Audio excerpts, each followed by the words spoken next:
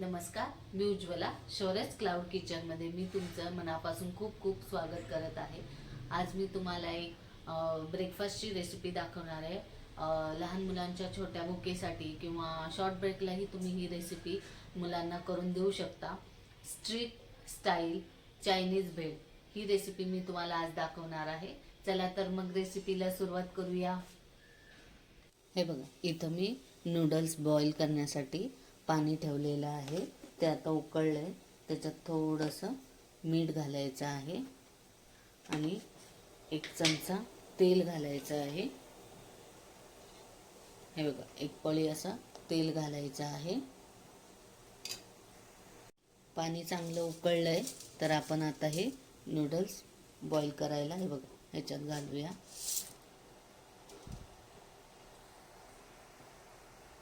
लगेच हलवायचे नाही, थोड्या वेळाने हलवायचे म्हणजे ते छान असे बॉईल होतात।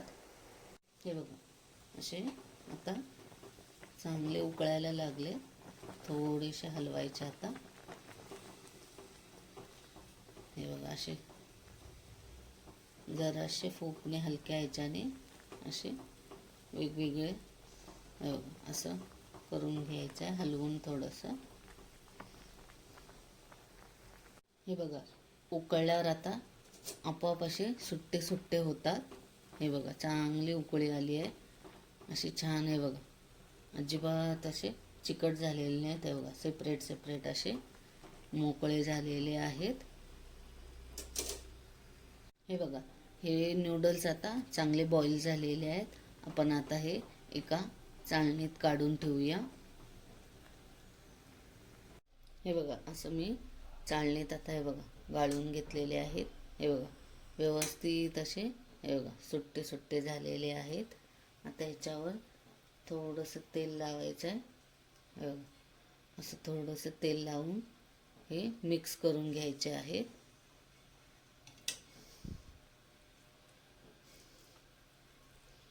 वर खाली असं करून घ्यायचे आहेत।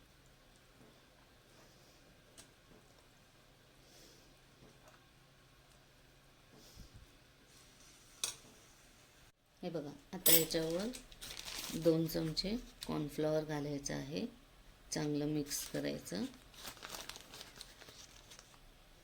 म्हणजे छान कुरकुरीत असे तळले जातात। हे बघा, असं व्यवस्थित मिक्स करून घ्यायचं आहे दोन्ही ह्याच्याने। सगळीकडे कोटिंग लागलं पाहिजे असं हलवायचं। हे बघा, हे कॉर्नफ्लॉवरचं कोटिंग हे बघा असं सगळीकडे लागलेलं आहे। हे बघा,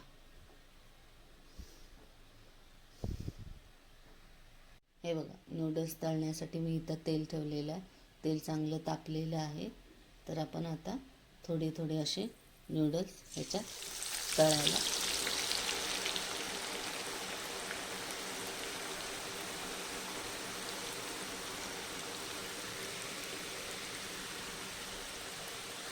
हे बघा, नूडल्स कसे असे हे झालेले आहे। आता आपण हे पलटी करूया। हे बघा, असे पलटी करायचे आहे आणि या साईडनी पण चांगलं तळून घ्यायचे आहे। हे बघा, हे नूडल्स आता दोन्ही साईडने चांगले तळून झालेले आहेत। आपण आता हे काढून घेऊया। हे बघा, ह्याच्यात मी थंड करायला काढलेले आहेत। हे बघा, भेल बनवण्यासाठी मी इथं भाज्या सगळ्या बारीक अशा कापून घेतलेल्या आहेत। हे गाजर आहे, ही कोबी आहे, शिमला मिर्च आणि कांदा बारीक बारीक स्लाइस करायचे आहेत। हे बघा, आता या बाउलमध्ये मी भेल करत आहे। हे बघा, थोडंसं गाजर, थोडीशी कोबी, शिमला मिर्च, कांदा असं चांगलं हे करून घ्यायचं।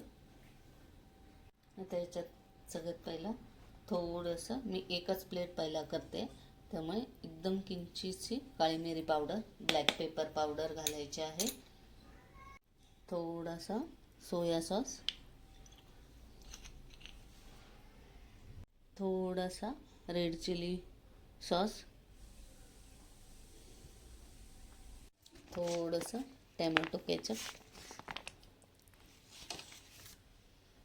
थोडा जास्त घातला आहे, मुलांना टोमॅटोचा सॉस खूप आवडतो म्हणून. आणि ही आहे थोडीशी शेजवान चटणी. हे चांगलं असं मिक्स करून घ्यायचं आहे.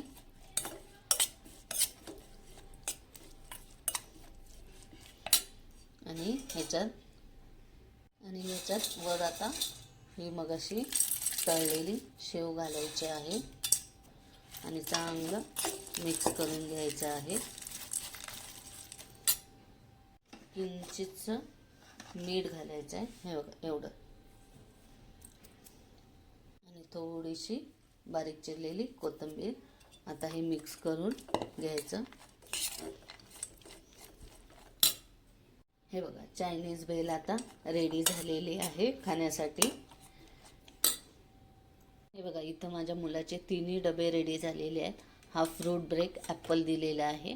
हे शॉर्ट ब्रेकमध्ये स्ट्रीट स्टाईल चायनीज भेळ, आणि हे लॉंग ब्रेकसाठी चपाती आणि भेंडी दिलेली आहे, मसाला भेंडी. तर तुम्हाला ही रेसिपी माझी आवडली तर घरी करून बघा आणि मला कमेंटमध्ये नक्की कळवा. कशी वाटली माझी ही स्ट्रीट स्टाईल चायनीज भेळची रेसिपी. तुम्हाला आवडली असेल तर तुम्ही घरी करून बघा आणि कमेंटमध्ये मला नक्की कळवा.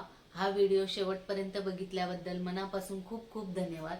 हा व्हिडिओ आवडला असेल तर लाईक, शेअर आणि सबस्क्राईब करायला विसरू नका. याआधी पण ज्यांनी माझ्या शौर्यस क्लाउड किचनला लाईक, शेअर आणि सबस्क्राईब केलेले आहे त्यांचे मनापासून धन्यवाद. अशाच नवनवीन रेसिपीज मी घेऊन येत जाईन, तर शौर्यस क्लाउड किचनला नेहमी विजिट द्या. माझ्या रेसिपीज जर तुम्हाला आवडत असतील तर तुम्ही तुमच्या फ्रेंड सर्कलमध्ये आणि रिलेटिव्समध्ये माझ्या रेसिपीज तुम्ही शेअर करू शकता. अशाच नवनवीन रेसिपीज मी घेऊन येत जाईन, तर नेहमी विजिट द्या माझ्या शौर्यस क्लाउड किचनला. धन्यवाद.